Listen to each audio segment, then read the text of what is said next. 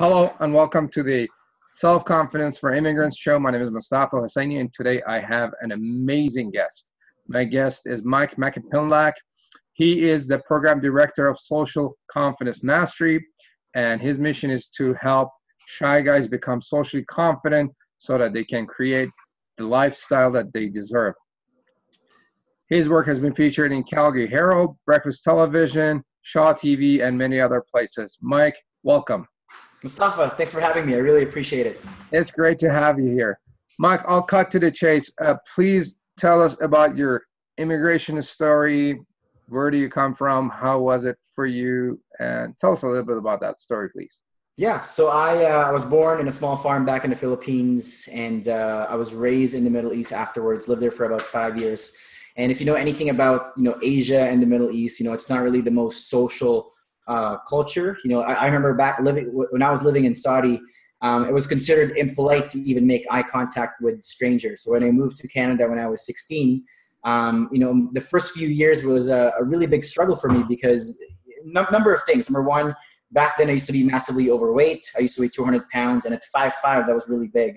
Number two, I didn't speak English, so I found it really hard to communicate myself. And number three, I suffered from really bad social anxiety. I remember, in fact, back in high school, I would eat my lunch in a bathroom stall because I was too shy to mingle with the other kids. And that's when, after a few years of that, I got sick and tired of feeling sick and tired. So I decided to, finally do something about this part of my life. And that's what sparked my journey to improve my social confidence. What was the first step that you took towards that frustration? I think the first step that I did was to stop playing the victim and start taking ownership of my results. I stopped feeling bad about myself and decided that I was going to do something about my situation. And I think I heard a friend of mine said this to me recently. He said, confidence comes after commitment. And at that point, I was very committed to changing my life. And that's when confidence came after. Okay. What were some of the, I know you mentioned a few, but what were some of the biggest challenges that you had when you first got here?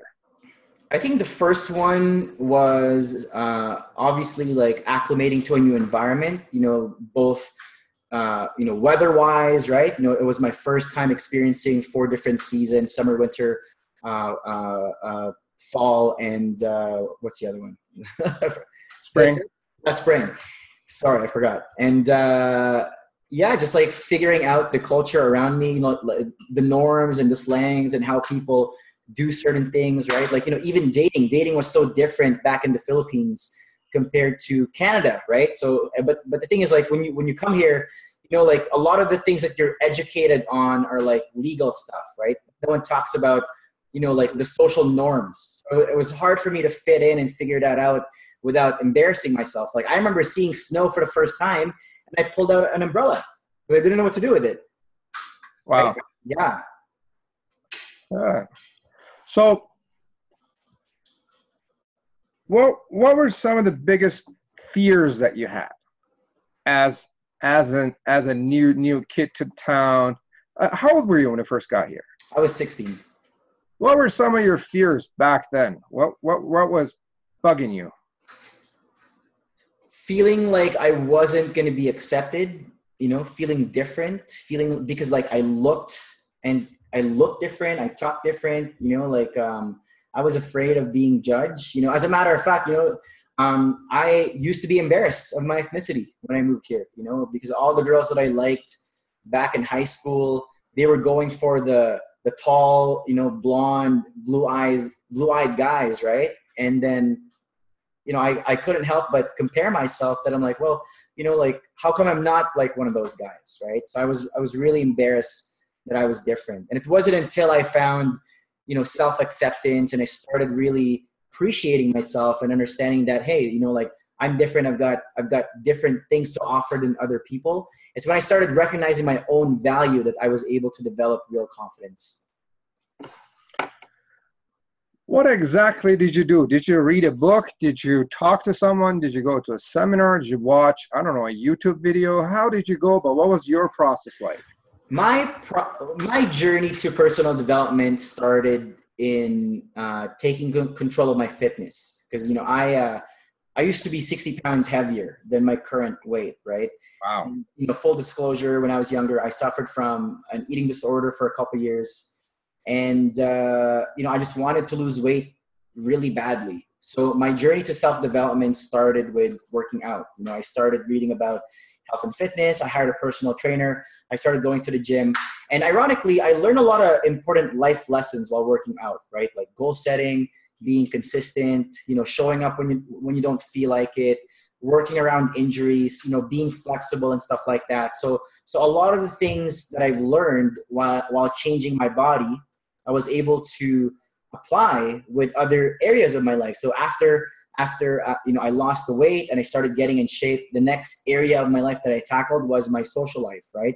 So I started understanding, first impressions, body language, social confidence, storytelling, and then I got into the dating stuff. How do you flirt with women? How do you talk to women? How do you become more attractive? How do you become boyfriend material? Stuff like that. And then after that, I started tackling my career. How do you start your own business? How do you design an attractive lifestyle? How do you work from home? Stuff like that. So, the process took about, I've been doing this now for about 16 years, right? So, but the key for me was to tackle whatever I wanted to change one thing at a time so I didn't feel overwhelmed. So did you go say this month I'm going to work on my speaking skills or my language skills or whatever type of skill you were working on? Be like, how did you go about it?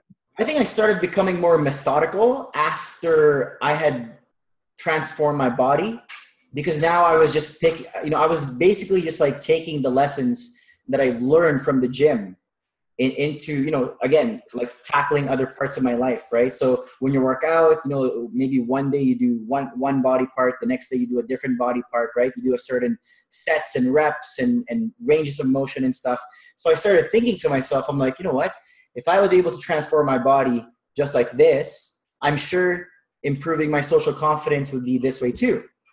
And I'm sure improving my professional life would be this way too. So I started just taking the principles of what worked and I tried to implement it in other parts of my life. So tell us about, because you're right, that a lot of people are in the hope of changing overnight, right? Tell us about this process. How was the process for you? How long did it take you to go from the kid that was not happy with his ethnicity and then to a guy that is now teaching social confidence? How long did it take you? Okay, so I'm not gonna lie. When I got started in this journey, as you know, before I got into also learning about marketing, right? You're a marketing professional. There were a lot of hypey marketing messages in personal development, especially in fitness, right? This one weird food would make your stomach flat, right? Or this one movement will get you abs. Or in the dating space, these 3 magic words will make any girl fall in love with you. So I had a lot of mismanaged expectations when I started my journey because of these hypey marketing messages. And it wasn't until I started to kind of tune out the noise and it's when I stopped consuming information, because there is such a thing as learning too much. And I think I was doing that back then. I was substituting taking action with reading. I would spend hours and hours and hours reading about diet, reading about working out, and when I got into my social life, reading about how to talk to people, how to approach women, stuff like that, without really putting things into action. So it wasn't until I went on an information diet, right? And I started to just learn the thing that I needed to learn at that point, take action, learn what I could, and then go back, right? So, I call that just in time learning. So learning what you need to learn on a moment to moment basis. So in starting a fitness routine, maybe the first thing you need to learn is nutrition. So don't worry about reading anything about working out, right? Just read about the nutrition stuff. Buy the food you need to buy, clear out your cupboard, cook the right food. Then once you have that handled, then tackle the working out, right? So one thing at a time. So it seemed like you talked about self-acceptance, Mm-hmm. and it seemed like did you like not care about yourself enough, and then maybe something happened and you're like, oh, I've had this enough and now I gotta change my approach. Was there an event or did something happen? Yeah. Well, I started reading a lot of stuff by Tony Robbins. That was like a big pivotal moment for me. So I think you asked me earlier if I read, books and I went to events. Like, absolutely yes to all of them. I read books. I went to events. I went to retreats. I worked with coaches. I started networking with other people who had the life that I wanted, whether it's fitness, business, or relationships. I just started being around more people that I looked up to, right? And I started paying attention to their habits, their mindset, how they carry themselves. And then I started seeing, the same lessons, right? Because eventually, if you immerse yourself in personal development after some, and it doesn't matter which entry point you come in, right? It could be like fitness, relationships or business. You're going to discover the same lessons over and over again. So after a period of time, reading books, having conversations with people, I started seeing patterns. And one of the things that they all shared in common was gratitude. Like, they were thankful for everything in their life. They were looking for things that they were thankful for about themselves. They were looking for things that they're thankful for about their environment, their current situation. And to me, that's when the whole process of self-acceptance came. Because now I became thankful of my ethnicity. I became thankful of my height, right? I became thankful of my body. I became thankful of everything that I have, and as it says in the Bible, I'm not a religious person, but I really love this part, and it says, for those who have more shall be given. And for those who have little, what little they have will be taken away, right? Because the more thankful you are, the more things will be given to you. Yeah. Absolutely. So from what I get, this process of self-acceptance is directly related to gratitude. Yes. In your experience. From my experience, yeah. So instead of let's call it bitching and whining about who you are and what you do and where you come from, and say, hey, maybe thank God, or I'm just thankful to myself, or whoever you call, universe or whatnot. Be like, hey, I'm thankful for who I am. Where do I come from? Right? Is that how it went for you? Totally. So, for example, going back to what I mentioned about being embarrassed about my ethnicity, now I started being thankful for, Filipinos, right? I'm from the Philippines. Filipinos are known to be hardworking people, right? Filipinos are known to be very hospitable, very caring. Filipinos are known to really care for their family. We have strong family values. And if you've seen half Filipino kids, they're beautiful, right? Yes, they are.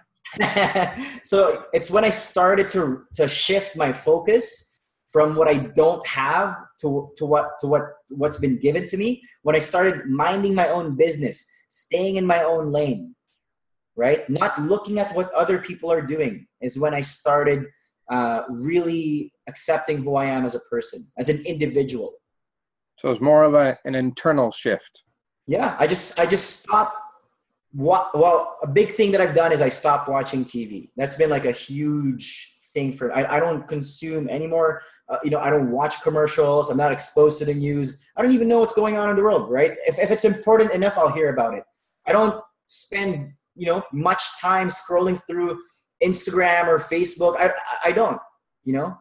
And, yeah. Like, I'm too busy, like, living my own life, right? That, I kind of have this, I've created my own reality, and my own reality is life is good, people are good, and I'm good, Good. Now, going back to maybe a few years ago, as one of the goals of my show is to share with other immigrants what we all went through, so they feel like, and they hear about it, and they're like, oh, I'm not alone on this. Totally. What were some of the biggest, and we touched on this, but let's expand and maybe if you can, what were some of the biggest frustrations that you had as an immigrant living? I mean, you show up,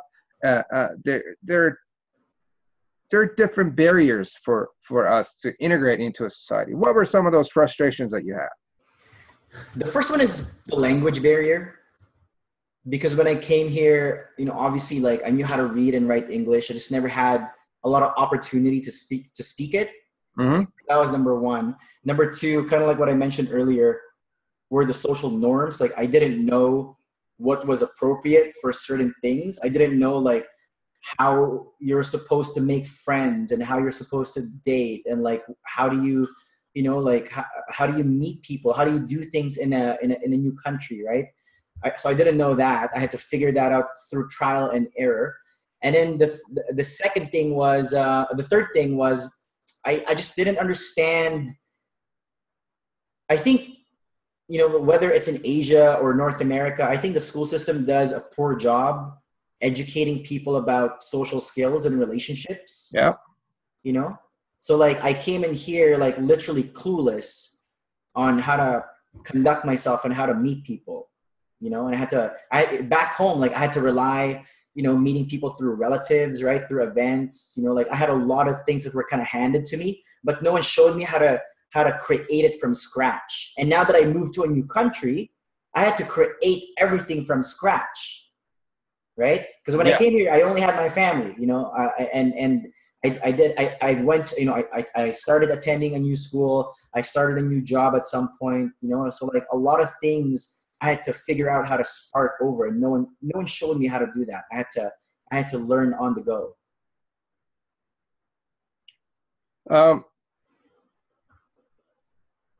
You mentioned some of the books that you went through. What were some of the books that helped you the most?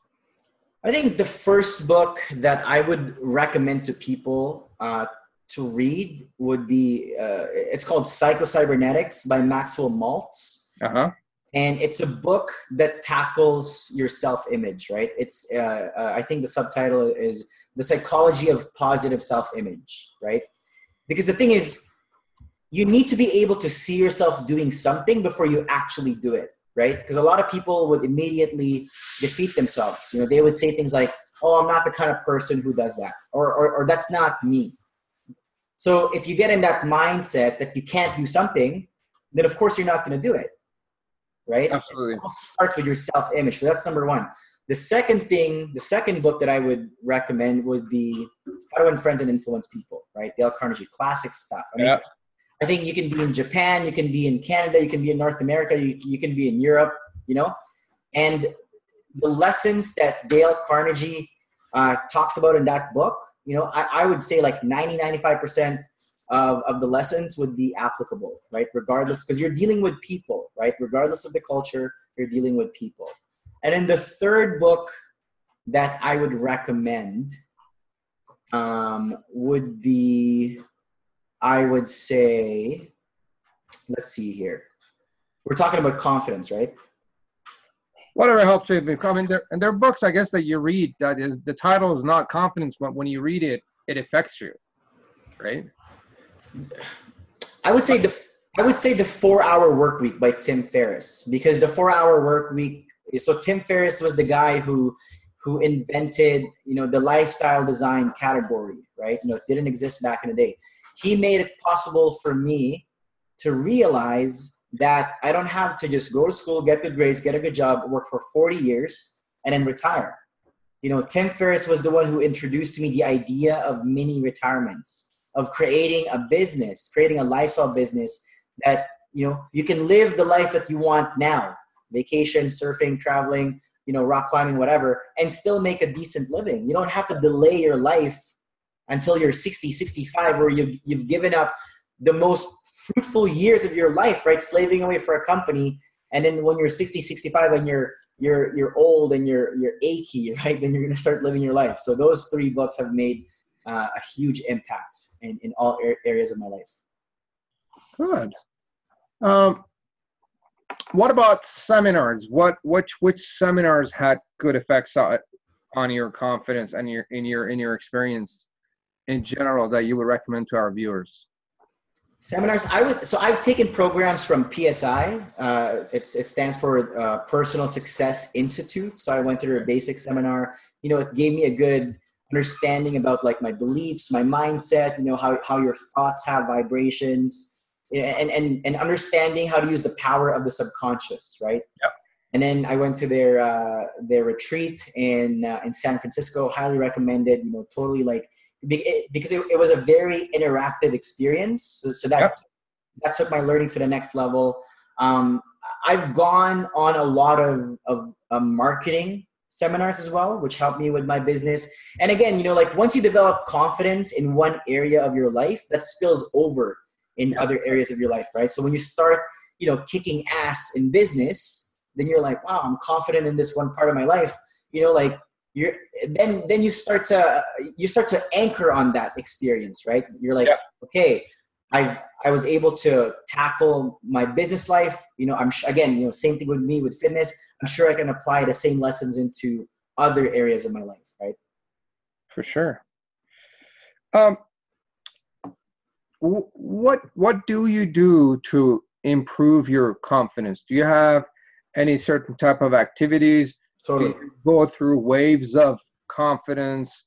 And if you're down and you don't feel good, is there any certain type of rituals or practices or exercise that you do to kind of boost your confidence? Absolutely. Absolutely. So I've got a morning and night routine. So I start my day with, some basic meditation, right? A few minutes of just slowing down, focusing on my breathing, because it clears my mind. And then at that point, I've actually taken the time to define what my perfect day looks like. So for anyone tuning in right now who's not familiar, this is basically the type of day that if this is your typical day, like 80% of the time, you'd be happy with it, right? Because for most people, they're like, oh, I want to be on the beach, right? I want to be on a cruise ship, drinking. I'm like, man, if I'm drinking every day, like on the beach, I get bored at some point, right? So I've taken the time to define what my perfect day looks like. So I close my eyes and I visualize it. I picture myself going through my perfect day. And then after that, once I'm good mentally, I drink a big glass of water before coffee or anything. And then the first hour of my day is spent reviewing my goals and coming up with things that I'm thankful for. And then going through my most important task for the day. These are 3 things that I really need to get done for the day. And I always have some sort of, physical activity, whether it's yoga, going to the gym, riding my bike, right? And then I end my day with a practice of gratitude. I think of like things that went well throughout the day. Yep. And then before the day ends, I write down the things that I need to do tomorrow. So I don't just wake up one day and I'm like, what am I going to do today? I write, I do that the day before. True. So your brain is ready. Exactly. For the next day. Exactly. And the journaling, the gratitude practice, like that, like those 2 things, like keep me in always in a good headspace. Because, I'm not susceptible to bad things happening in my life. The thing is, I just don't focus on it. I focus on what's working. And because I focus on what's working, I get more of it. Absolutely. It's like first thing in the morning, you focus your mind on what you're grateful for. Yes. Instead of thinking all about all the negative stuff in life. So you're like setting your mind and your brain for it. You do the meditation, you just kind of quiet the mind. Then you go through your gratitude stuff. It's my perfect day. I picture the life that I want to live. I picture the life that I'm building. I picture the life that I'm working towards, right? Oh yeah. And then meditation after. I think that's the difference between the people that are confident and people that are not confident. It's the difference between what they do and how they run their day, right? I mean, you start with your day with having a glass of water, doing your meditation, and then doing your gratitude practice. And then, to my experience, there are people that are not so confident. They maybe sleep halfway through the day. They get up. Their mind is focused on different things. And for what I see, I mean, personally, when my mind is focused on negative stuff, my confidence goes down. Of course. Right? But when you do your gratitude exercise, you boost your confidence. Mm-hmm. Is there any other type of exercises that you do that boost your confidence? Well, I mean, it's easier to feel confident when you have reasons to feel confident about, right? Okay. So a big thing is, my physical body, I'm in pretty good shape. So I feel confident about that. The second thing would be my style. Like I've really taken the time to craft, a look that suits my personality. My clothes are well fitted, they're high quality. So I'm confident about that. I've got a business that's been supporting me now for 5 years. So like, right now during the time of this recording, I'm in Calgary, and the city is going through a really bad recession. There's a lot of people who lost their jobs. I'm unaffected because I don't do business in Calgary, right? So I'm confident about that. So I've got a lot of things that are working well in my life, that I have tangible results that I can feel confident about. Because, confident, like you can't just be confident for no reason, right? You have to be confident about something. One of my friend who I interviewed in my podcast, he runs a website for called The Modest Man, where he gives style advice for shorter men. And one of the things that gives him confidence is he practices jiu-jitsu. This guy can literally take down, right, and pin a guy down who's like 6 foot something, even though he's 5'4", he can take him down and make him cry, slap him in the face, whatever, right? So that gives him a lot of confidence. So like what I said, you have to give yourself a reason to feel confident. So whether it's a hobby you're good at, like you're in good shape, you dress well, you take pride at your business, whatever it may be, your confidence has to come from somewhere. So I guess everybody has their own certain type of thing that they're good at, whether it is, for me, when I do gardening, I love it. There you go. I wouldn't be confident with gardening because I don't know how to do it. I just go out, take care of my flowers in the yard. I go mow the lawn and clean up. Great. Clean up, it boosts my confidence. Totally. When I spend time on my business, boosts my confidence. Yeah, you're probably a confident parent too, because you've got kids, right? I have a kid, yes. Yeah, so I wouldn't be a confident parent because I don't have any kids. So there you go. Focus on what's working. When I actually spend time with my kid, that boosts my confidence and his confidence. Nice. And the kid is demanding, he wants you to play with him. So totally. When I actually ignore him, I notice I don't feel good. But when I go actually play with him and I spend time with him, and I'm present when I'm playing with him, it's a different story. Totally. So you mentioned your business. Tell us, what is it that you do? So Social Confidence Mastery, our mission is to help shy guys create social confidence in their lives so they can create, success in their personal, romantic, and professional life, right? As you know, in life, it's not what you know, it's who you know, right? I've seen this. I work for an engineering company, on and off for 6 years because that's what I went to school for before I started my business. Mustafa, I see people coming from the Middle East, from China, from many different parts of the world, right? They're like highly, highly qualified, PNs, like doctorate, you name it. And they're working for someone with less credentials than them because they have better people skills, right? Before I learned how to communicate properly, I was working low-level jobs. I was working at Subway. I was working at McDonald's. I was working retail at the mall, like not getting paid a lot of money. And it wasn't until I developed my social skills that I noticed a significant increase in the amount of money and that I was making and the opportunities that have come into my life because I'm able to communicate myself.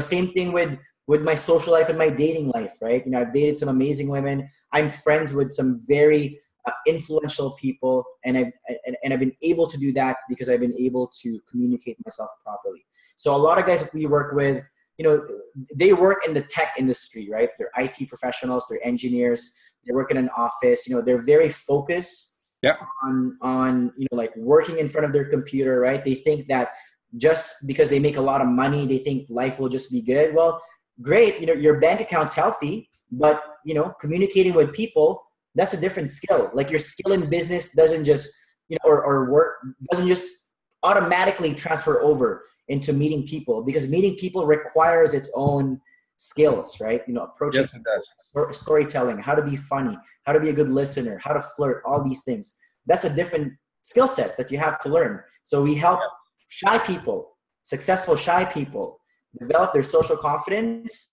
so they can make friends, they can get things, they can get promotions at work, and they can take control of their relationships. So what are examples of people that you work with? Like, how do they feel? What do they, what does the life look like? What do they look like? Okay, so a typical client that we get are either immigrants. You know, we get a lot of Asian people, brown people, you know, who feel like, you know, who feel like they're less than just because they're not white, right? So they have insecurities around their race. We work with a lot of people too who again have technical jobs, like, you know, they're in IT, they're engineers, and their mindset basically is like they think that if they just make a lot of money, then everything else will be taken care of, right? Yeah. And we work with guys who have gone through divorces and breakups. You know, they either dated their high school sweetheart, they married their high school sweetheart, so they never had the opportunity to actually understand the process of what it takes to meet people and you know, meet women specifically. So we give them the blueprint on how to be able to create that on demand, right? So they're not banking on, you know, like whatever comes their way. They can go out to places, you know, they can start conversations, they can carry themselves in a way that they're going to be viewed as confident, so that, you know, it's easy for them to build relationships, whatever type of relationship they're looking for. For sure. For those of the viewers that are watching the show, so that you're not confused between what I do and what Myke does, I generally work with immigrants to just be confident as a whole. Just be okay in your own skin and be comfortable, whether you're in a party or not, whatever type of decision that you make and whatever situation you I guess happen to be in, just be okay with yourself and don't regret yourself. What Myke does is that he helps you with your social confidence. Yes. Go out, meet women, meet men, be in a party, you know, make friends, be okay at work, and stuff like that. Am I right? Totally. Good. So how can people find you? Yeah, so you can check me out. Go to socialconfidencemastery.com. I've got a free report where I share with you the 5 steps that you need to learn to be able to approach and talk to anybody, no matter how shy you are. I also have a podcast where I interview some of the leading experts in confidence, dating, and lifestyle design. And, you know, you get to learn everything you need to learn about social confidence in that podcast for free. So go to socialconfidencemastery.com if you want to find out more. Beauty. So what was the website again? socialconfidencemastery.com. Good. And we'll put a link on the description of the video as well. Myke, tell us about, how was it for you to start your business? Did you have any lack of confidence when you were going about it? Did you have any doubts, any fears? How was that process?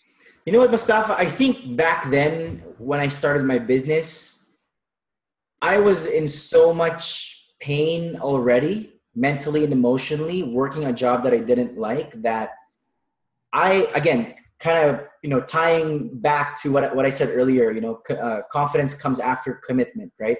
Yeah. I was so committed to making it work because I started my business with a $500 credit card, right? No bank loans, no nothing. I had a credit card with $500, and I'm like, this is it. I'm gonna make something happen here. Good. Yeah, and again, like being an immigrant, like not having a lot of things handed to me, having to work for a lot of things, I was confident starting my business because I didn't have that sense of entitlement. I knew that I had to work hard. I value. I know. I'm not unfamiliar with late nights, early mornings, hard work. I'm not scared of the grind because I grew up poor. I grew up with nothing. So for me to go back to nothing again wouldn't be so bad because it's not bad. I grew up in that environment. So I had that edge. I had more tolerance to pain. I had more tolerance for embarrassment because, again, I grew up with nothing, right? So for me, so to me, when I started my business, I asked myself, what's the worst thing that can happen here? And I looked at the worst case. And the worst case wasn't even that bad. And I asked myself, can I handle it? And I'm like, yeah. So again, with a $500 credit card, I quit my job without really knowing what to do. And I just figured it, I literally burned my boats. I just started, I quit, and I'm like, I'm going to figure this out. And yeah, the rest was history. And this is the existing business that you're doing. Yeah, well, back then I was doing some marketing consulting for realtors. That was like my first business back then. And then Oh yeah. yes, I was building websites. I was, Facebook was new back then. So I was helping them manage their social media. Instagram was new, LinkedIn was new, Twitter was new. So I was helping them with that. And then the marketing skills that I developed by helping other people helped me when it was time to start my own business. Hmm. So my business before was helping other businesses with their marketing. Good. Mike, tell us about some of the events or instances or accidents that happened to you that hurt you. And you're like, one of those when you're like, this happened, and I'm like, oh, I don't even know if I should stay in Canada or not type of stuff. Do you have anything like that? Yeah, I think the hardest part for me was not having my dad's approval when I quit my job and I started my business. Because, I grew up in a very traditional Filipino family, right? Where, we really look up to our elders. We're, and today, I still look up to my parents. I still have a lot of respect for them. And a lot of the decisions that I made at a young age was to gain approval from them, right? I went to school for engineering. First semester, I already hated it, right? I wanted to be a graphic designer. That's what I wanted. But my dad's like, you're not going to make a lot of money with that. So I took engineering as he wished, right? First semester, hated it, but I wanted to make him proud. And he was so proud of me, got the job. I was making good money, got the benefits, bought the house, bought the car. My dad was happy, but I was not unhappy. I was not happy. I was very unhappy. So when I quit my job and I finally decided to live my life on my own terms, initially, I didn't get his approval. And that was one of the hardest part for me in my journey. The other one was when my laptop got stolen. As you know, I operate my business from my laptop, right? And my bag got stolen with my laptop and my backup drive. So literally, Mustafa, 5 years worth of content, Gone. So what happened after? 2 hours before meeting up with my client. That was like one of the toughest things I've ever had to deal with. And, not having money. Like I maxed out my credit card to buy a new computer. And all I had I remember this was like beginning of November, right? Like a few years ago. And I'm like, man, I have like nothing in the bank. My credit card's maxed out. I need to make something happen. And that was like my first 5-figure month ever. Because I worked hard, I hustled, I believed. I had a friend who, she did door-to-door sales, right? And though I have so much respect for salespeople because they just grind, and they have this borderline delusional belief, right, that they're gonna make it. So she showed me an exercise where she would write herself a check at the beginning of the month, and she would look at it every day. She's like, I want to make this money. This is gonna be my money. And at that point, I was so desperate, Mustafa. I'm like, you know what? I'll do the same. So I grabbed myself a blank check. I wrote myself 10 grand. I looked at it every day and I'm like, I'm going to make this happen. And I was up 6 a.m., going to bed at midnight, 7 days a week. And it happened. Found a client, I found a few clients who the total amount of consulting revenue that I got was 5 figures. And it was like, whoa. So it took you a month to get there? Yeah, of like focused work and like utmost belief, because I had no other choice. My back's against the wall, I had to make it happen. Good. If for the viewers that are watching the show, and it's somebody that let's say that it says I don't have a lot of confidence, where do you think they should start? The first thing that you need to do is you got to ask yourself, what do you want? That's the first thing. Okay. What do you want? What is it that you want to achieve? And ask yourself, don't look at what your neighbors are doing. Don't look at what your friends are doing. Don't look at their house. Don't look at their car. Don't look at their jobs, right? Decide for yourself.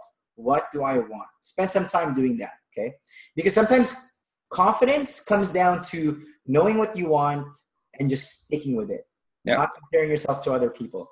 For me, Mustafa, when I made a decision I want to live a life that's simple, right? That I can pack up and go. I want to own as little stuff as possible. so I can pack up and go and travel. I want to have that mobility, that freedom. Yeah. To be anywhere in the world. To me, that's what I wanted, and that's what success was.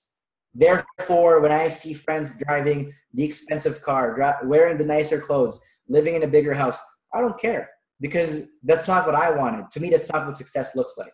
So the step number one to developing confidence is to know what you want, to know what success looks like for you. And the next thing is make a plan, right? Make a plan to get there and stick to it. That's it. Focus. Not very complicated. Yeah, it's not complicated. The best things in life are usually the simplest, from my perspective. Oh, yeah. And it's like people try to find some sort of new magic or some sort of shortcut to, to get to whatever they want. No.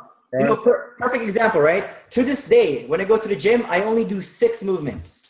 6 movements. Like 6 practices, right? Six different movements. A squat, a bench, a deadlift, a row, a chin up, and then a shoulder press. That's it. And I'm in great shape. I don't do any of these fucking weird Bosu ball shit, right? I don't do any of that, right?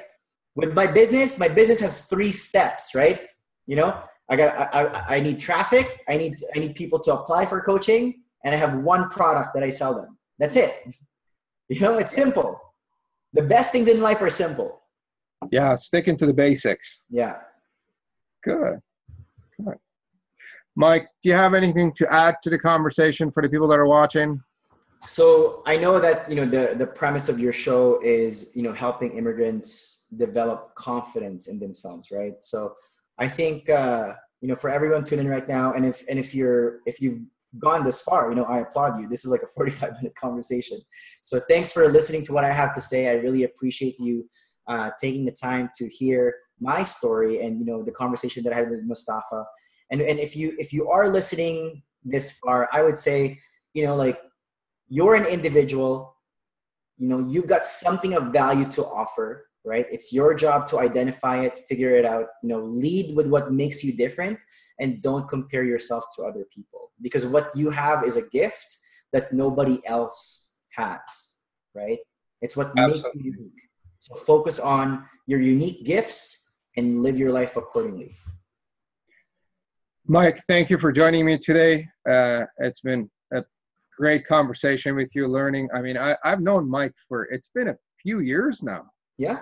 Maybe 7, 8, 10 years or so. Yeah. It's been a while. Yeah, you've seen my journey for sure. We've seen each other and our journeys. It's been great. Thanks for joining us. Thanks for sharing your experience. For those of you that are watching, do follow Myke's advice and visit his website. Download his 5 things to do. What was the title again? It's called From Shy to Social. It's just a free report that helps shy guys figure out how to approach and talk to anybody the easiest way possible. So beautiful.